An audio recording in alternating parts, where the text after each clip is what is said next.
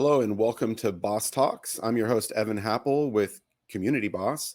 And today we have a special guest, Laura Kitts.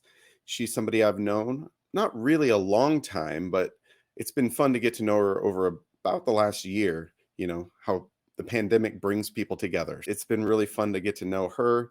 She's very involved locally here in Washington State with our chapter or affiliate with NAA, WMFHA, or Washington Multifamily Housing Association. She's also always been on the vendor side of things, first starting with Comcast with a long career with them, and then just deciding, you know what, I'm going to try something new. And she jumped over to Zumper for a time, and then Kobu, and now with Housing Connector. But I'll let her fill in kind of her reason for trying something new and what the experience of being in technology startups has been like. So now we will add Laura to the conversation. Hi, Evan. Hello and welcome. Thank you. I'm happy to be here. It's so good to have you. Like I said, we've not known each other that long. Obviously, we've been serving the same industry for a while together in the same market, but it's been really fun to finally get to know you a little more, especially I think we initially met when you went to Kobu, I believe, because I was Yeah. really interested to learn about that business. I've done similar things in my career, and I'm really passionate about building community, and especially in apartments. So that was really fun to connect over that. But I'd love to just know a little more about you and your history in the industry, and also personally, because I know you had to juggle and figure out how to make it with all the things going on, like so many people. But you were a single mom that had a son, right? A son That with, had a disability, and so that's just yeah, another added layer of things to figure out. So I'd love to hear more about that. absolutely. I moved to Seattle, the Seattle area, when I was 19, and I had this dream. I was moving from Eastern Washington, and I was going to go to Seattle and play music. That was my goal in life. And moved to Seattle and very quickly realized I needed a job. Can't do anything without employment. I applied at Comcast. Comcast had a call center tech support job open in Everett, right near where I was living. And I decided that sounds really stable and I'll give that a try. And I did. I applied and I was hired. And, I thought that was going to be a very temporary thing in my life. Never at 19 would I have imagined working for a big corporation for a very long time. So I went in with the intent that this was temporary. I was still going to play music, did that job for about a year, and decided I really wanted to do something a little more professional. Applied for a role that was in multifamily on the support side and got hired for that role, and then never left multifamily again. And I should pause and say, in that first year in the call center, I got pregnant with my first child, got married, and went into multifamily as a mom to a baby. And from there, it's really been a crazy ride. I'm now, a mom of two kids. They're both grown-ups at this point, 18 and 21. And I did that support role in multifamily for a good, 8 years, maybe a bit longer, while trying to juggle parenting and showing up, every day and doing the best job that I could. And at some point during that time, I got divorced and then was a single mom of two very young kids while trying to make everything else work. I was thinking about this last night, like how I ended up on the supplier side in sales. Being a single parent was really impacting my ability to do a good job in the support world, where you were expected to be at your desk, 8 a.m. on the dot and working until 5 or 6. You left when your time was over. And if my kids were sick, if they had a doctor's appointment, it was really hard to navigate around that. So I had this dream of moving into something that would allow me more flexibility. And while still at Comcast, at one point, I would get cornered very often by this sales manager who'd say, I really think you'd be great at sales. You should consider coming over to our sales team. Laura, have you considered coming over to our sales team recently? And I just always thought sales, quota, commission, that is not stable. That does not guarantee rent gets paid and shoes are on my baby's feet. And it was really a scary scenario. But there was one time where my paycheck wasn't quite enough to pay the rent. And It was that day that I panicked and walked over to that sales manager and said, okay, I'm ready to try. From there, my career really changed dramatically. Being able to be out in the field working with multifamily clients on a daily, regular basis, being able to volunteer at my kids' school for an hour a day in the mornings and go help, little elementary school students working on their reading skills. And so my life opened up and provided a lot of extra opportunities for me to be the parent I wanted to be and be the employee that I wanted to be. Because I always strived to be as successful as I could in any job that I was doing. So anyways, from there, I spent the rest of my time at Comcast, which was 19 and a half years in total, working in sales on the supplier partner side in multifamily. And then all that to say, just about 3 years ago, I realized, what have I done? When I started with this company, and I hadn't intended to stay there forever, but I stayed a very long time and I ended up being very successful. But I wondered, am I successful because I grew up in this company? Great training, right? They trained me so well to do the job that I did with them, or the various jobs, but could I do it elsewhere too? Or was it just because I had grown up in that company? And I decided, I felt a little pigeonholed, and there's a whole big wide world out there of opportunities. So I started looking at, what else is out there. And I saw this. I didn't even realize at the time that I was actually in I knew I worked with apartment communities. I worked with them on site, go visit them and educate them on Comcast and sell to their residents. I'd negotiate right of entry agreements and marketing rights with owners and developers. Everything I did was multifamily, but I didn't realize it. I just knew I worked with apartments. So when did you make that realization? Because I know then all of a sudden you got really involved. It's funny because when I started, looking at job searches using words like apartments and multifamily, that's when I really realized there's all these jobs out here that are multifamily and really align with what I've been doing. I've just been doing it for a telecom company. And there's a whole bunch of other industries that you can do that in. So that was about 3 years ago. Had no idea. And I found a job posting with Zumper, which was awesome. And they were so gracious as to hire me. So I had an opportunity to make a leap and try something new. And that's when I really realized that there's this whole multifamily industry out there with associations that you can join that will really help elevate your career and help you make beautiful bonds that last a very long time. And then, being able to be a member of things like NAA and go to trade shows. And I hadn't really ever done trade shows other than Trends, which is one trade show here in Washington. It's been amazing to become really officially part of the industry that I tripped and fell into when I was very young. Much so that you're actually on the board now. So now I'm on the board of WMFHA. I had a boss at Zumper who said, being involved in WMFHA is everything. Jump in any chance you can. Join a committee, volunteer, sponsor events, and being part of a committee, the supplier council, really led to the opportunity to get to know the staff at WMFHA so much better. And when that board role opened up, the board position specifically for the supplier side, I was very excited to be able to apply. Didn't think that I, would be accepted and join, but I'm so excited and happy that it did. It worked out. So being that you had only been with WMFHA a short time, like in the long span of your career, and getting to know the availability of getting involved, committees, even board positions, because I haven't thought that long and hard about joining the board, to be honest. But you jumped in really quickly, which is not crazy, but it's cool that you were like, let's do this. I don't know, maybe I won't get accepted, but at the same time, you don't know till you know until you try. That's really great. What's that been what experience has that been like for you being on the board? It is so awesome. I think just being able to be a bigger part of, helping shape and support the WMFHA team and, what we do together. It's really awesome. It's a time commitment. It is a time commitment that's so well spent. And the people that I get to know and meet through being on the board, they're wonderful people. They're great to work with personally. They're so great to know professionally, all good. And I'll just show it because it happened. Trisha just said, "We love you." Love you too, Trisha, and all of WMFHA for sure. I'm involved too, as you know, and have been for a little while. It's been great. Anybody that's a supplier to the industry, I think it's well worth your time.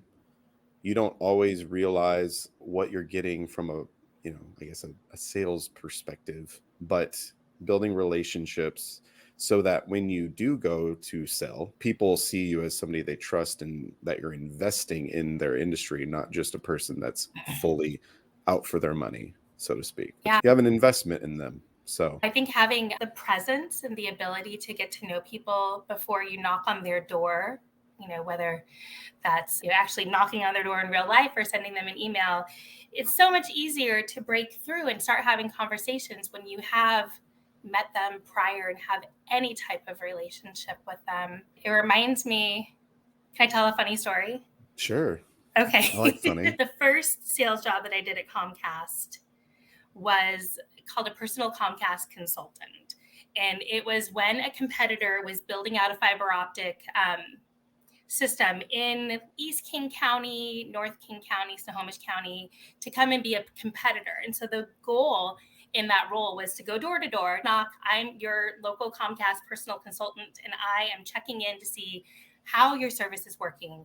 Does your remote need help being programmed? Can I teach you how to use your on-demand? Can I test your internet speed to make sure it's working well, et cetera, et cetera. And, you knock on the door and people don't like that. So you often be met with a lot of resistance at the door. So I had this idea once that if we could get out in front of all of these people in some way first, then knocking on the door would be so much easier later. So my idea was we should make a commercial. And I pitched the idea to my boss and our marketing team, and it happened. They brought in a production crew and people had to audition for the commercial, and I did, and I got it. So this commercial aired in Snohomish County and East King County with my face, this 30-second spot, 10,000 times plus a month, every month for 2 years, year and a half to 2 years. And this is Comcast? This is when I was at Comcast. This was okay. Back in probably 2006 or so, 2007. But having that commercial airing is the same thing. Having people see and know you in some way before you knock on their door really leads to them feeling much more comfortable when you show up and do that knock. I remember knocking on a door one time, and the door, they must have seen me through the peephole, right? The door flies open and they're like, "Laura, come on in." So That's hilarious. Anytime you have a chance to network in some way, it's better. That's a long story, but it was really funny. That is. I think that's awesome that you were like, "Hey, boss, I need a commercial. Let's make this so that it helps make it easier for me to sell. Hey, if it works." So It does work. that's really awesome. Cool. So obviously you got involved at WMFHA, and then when you jumped over to Zumper, that's a big, not a leap of faith, but a leap of the unknown. You've been with somebody for nearly 20 years, and then you jump over to Zumper, which is a prop tech, very much all in multifamily, and they're also a startup. So not exactly, when you jump into the startup world, you're not jumping into something that is stable. We'll just say that. You don't have any clue whether or not these companies are going to make it. You just don't. You hope. Everybody hopes, right? You hope they're successful. So what was that like to make that change? It was really terrifying to start. I'll be very honest. But at the same time, I'll say I saw several rounds of layoffs when I worked at Comcast. I was part of those a couple times. So there's, only so much stability in a large corporation too. Very true. Super scary. Number one, because I wasn't quite sure I believed in myself. And number two, I was going in with a company and a product that when you walked into a leasing office and said, "I'm with Zumper," the first thing they'd say is, "What is a Zumper?" The brand recognition, the name recognition wasn't there. And so it was a lot of educating people on, a brand new company and product. And It was so scary, but also it was so incredible. So, what I learned from that is to go ahead and believe in yourself. It's okay to have confidence and faith that you're going to do just fine wherever you're at. And also, the worst thing that can happen when you take a chance is that you might fail. And if you fail, you still succeed because you learned something and you're better off because of it. I fully back that statement because I've had to make, I guess I never had to, but I made some decisions that most people wouldn't do. I took risks a few times when it comes to jumping between jobs, and you just learn a lot, learn about yourself.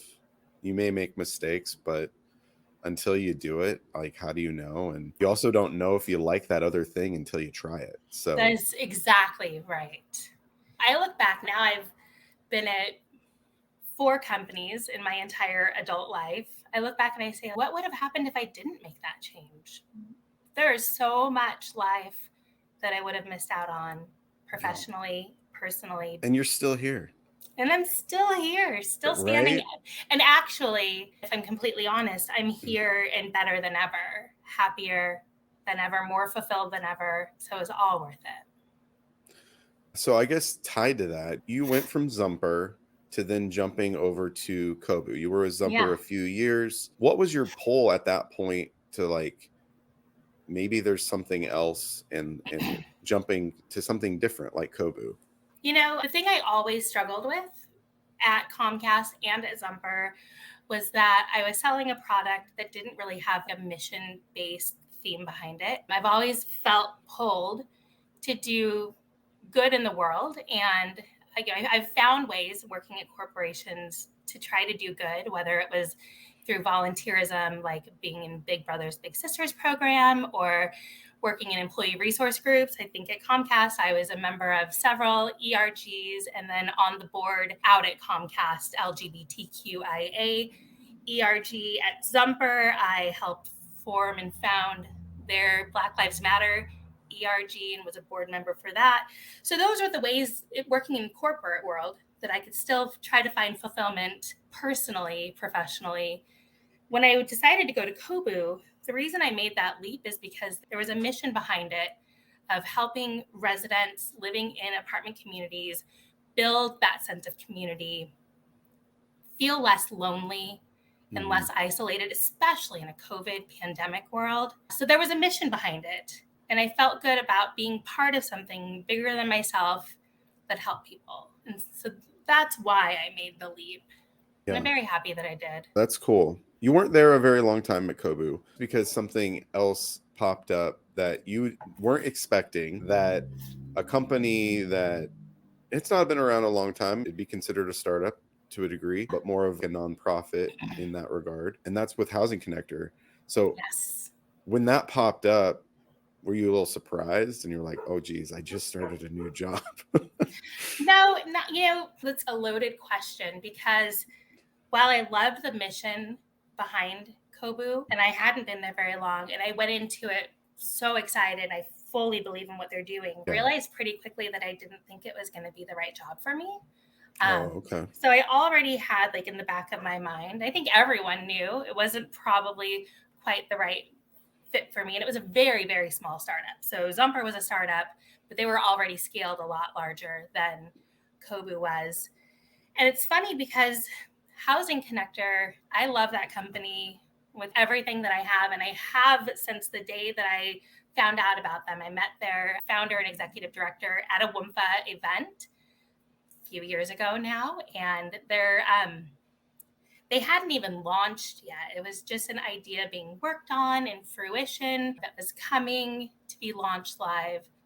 And I loved it. And I told Skelton, the executive director, I will be your biggest cheerleader. I don't know how to help other than being your biggest cheerleader, but I am here and I will do that. And I've done that the best I could over the last couple years. But Skelton and I have stayed in contact during that time. I've always wanted to go work for them. So when the opportunity came up, I wasn't necessarily surprised. The timing felt so perfect. And, again, I just thought, will they have me? I would love, love, love to do this. will they actually have me? And they did. So this is the most exciting move in my career, and I'm so happy to get Yeah, there. that's great. And for those that don't know, I'd love for you to speak a little bit about the mission of Housing Connector because it's a really great, pretty innovative way of tackling something that's really important. So I'd love for you to just dive into that. Absolutely. So Housing Connector is a nonprofit that started in Seattle. They've now expanded out of King County into Pierce County. They've expanded into the Denver metro market. And what we do is essentially act as a bridge between property managers and landlords. That's one end of the bridge. The other end of the bridge, my hands are like out of screen. The other end of the bridge is community partners or caseworkers, people who are helping those that are facing homelessness, those most in need of housing, be able to find housing. So, as the bridge, what we're looking at is people who are facing homelessness often have the ability to pay their rent, whether it's from a voucher that they receive or income from a job that they hold. But one of the biggest barriers for them is getting approved for housing due Right. to their credit score, credit history, income to rent ratio, eviction history, things like that. So, as this bridge, we offer our property partners, the landlords and property managers, the ability to partner with us and accept a reduced screening criteria for those potential residents who are working with a community partner on the other end, helping set them up in housing and set them up for success. So the landlords are accepting a reduced screening criteria to help those potential residents get over those barriers and get housed. And then Housing Connector is there to offer support to those property partners, those landlords and property managers for the first 2 years of that resident's tenancy in various different ways, because we know there's a bit of risk when you're reducing your screening criteria. So there's got to be a way to help mitigate that risk. So what we're doing is we're offering those landlords benefits like guaranteed rent payments, up to 3 months worth during the tenancy, the first couple of years resident may live there. We're offering damage mitigation funds if there's damage to a unit, on top of Washington State's separate damage mitigation funds that they offer. We offer mediation if there's a situation happening with a resident in a rental. We offer a month of vacancy loss. If something goes wrong and that resident breaks their lease and moves out before it's over, then we'll help cover that month of vacancy loss. On top of that, we help them with leads of potential renters through our partnership with Zillow. So there's a Yeah. Housing Connector Zillow search where our community partners, those caseworkers, are able to go search just for apartments on Zillow that accept Housing Connector renters. So they can have leads coming in to fill their vacancies, support from us with those renters. And then on the other side, those renters have case management support for the first 2 years as well. Because often if they've been facing homelessness, they may need that additional, extra support to really be able to remain stably housed and be the best renter that they can be. So that's Housing Connector in a big nutshell. No, So thanks for sharing about that because I know you're very passionate about it and really excited to be a part of the organization. And I know that there's probably a lot of people that don't about it. And yeah, I think what I think is really cool is that it is expanding. You guys are, like you said, in Colorado now, the Denver area, and just starting to grow there, from what I understand, and probably have other locations in the future that they'd like to expand as well. So if this yeah. is truly something that's making a big impact, I only assume it's just going to continue to grow, and which is great. Yeah, we see the growth happening. Housing Connector has now been around for just over 2.5 years. We watch the numbers of people housed grow month over month. And as of now, we are over 3,300 people housed in the last 2.5, just slightly plus years. And that's absolutely incredible. And really just the drop in a bucket when it comes to the need for accessible housing, but it is working. And if we can make a dent, then that's amazing. And what's the alternative if these people don't get housed? then what happens? We already see what's happening in the city when people don't get housed. I think one thing that's really interesting is if you look at a place like Seattle, where landlords are currently not able to consider criminal history when they're doing a rental application, they're often renting to the same potential demographic that is a housing connector applicant, but without those benefits available to them. So it's really just, you're already going to probably be renting to a lot of these potential renters anyways. Let us help support you and make that the best experience for everyone that it can be. Right.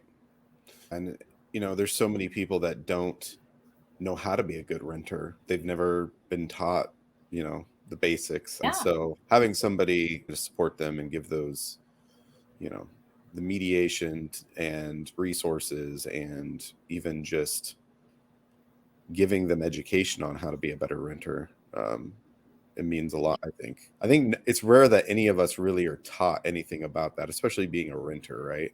Or a homeowner. All of it's just, all right, I'm going to jump in and figure this out. Absolutely. So, apologies to, my former landlords when I was much younger, because at 18, 19, 20, I didn't know how to be a good renter either. Nobody taught me. So sorry to all of them. That probably goes for most of us, I think. I think so. Especially at a young age, figuring things out, have roommates that aren't on the lease and all the things. Pets that aren't on the lease. Pets. Whoops. Oh, what's the big deal? You're supposed to put that on the lease. Yep. I really do appreciate you sharing about that. And there's a group of people that have joined us, a lot of them from our local market here. Trisha, Shar, I think one of your coworkers, Carla. And so they're all giving you some love and really appreciate you. So I appreciate you too as well. And so glad that you joined me today. Is there anything else you'd like to share? So I mentioned I was thinking about something last night. I didn't actually tell the story, but I remember when I was at Comcast and my daughter was around 2 years old and she had been sick. She was a preemie. And so the first couple of years were, not just a super healthy baby. And there were a lot of doctor's appointments. And that's not even my special needs son, right? I have 2 kids. My son is the one who's disabled. But I remember I sat down in a review with my boss at the time, expecting, that I'd have a really good review. I feel like I worked very hard and did a good job. And my review, everything was dinged so much because I had taken time off to take care of my kiddo when she was sick or taken time off to go to doctor's appointments. And I was told that I was never going to get ahead in life if I prioritized my children over my job. And I thought about this so much last night because what do you expect from a single parent when you hire them? And things have changed so much, right? This was 19-ish years ago. So culture is a lot different now. But the thing that I think about is that I really regret spending so many years in roles that didn't support me as a mom as much as me as an employee. And I just think it's really important that the culture continues to shift and that we as workers find ourselves to be in the healthiest environments possible. So I guess what I'm saying is don't wait 19 and a half years if you're feeling like you're not fully fulfilled and happy, because there actually are so many other opportunities out there to find joy and success for yourself. It's a good word. I think it's a great place to put a pin in it. Thanks for sharing that story. And for all that joined us, we thank you. Just like Laura jumped in and joined me on Boss Talks, you too can join me on Boss Talks. I really want to hear your story. So if you want to be a part of this, reach out to me here on LinkedIn, on Facebook, a Facebook group called the Official Apartment Management and Maintenance Support Group is a great place to be, and we stream live there as well. But we would love to have you. And until next time, next Wednesday, this has been Boss Talks, and we'll see you later.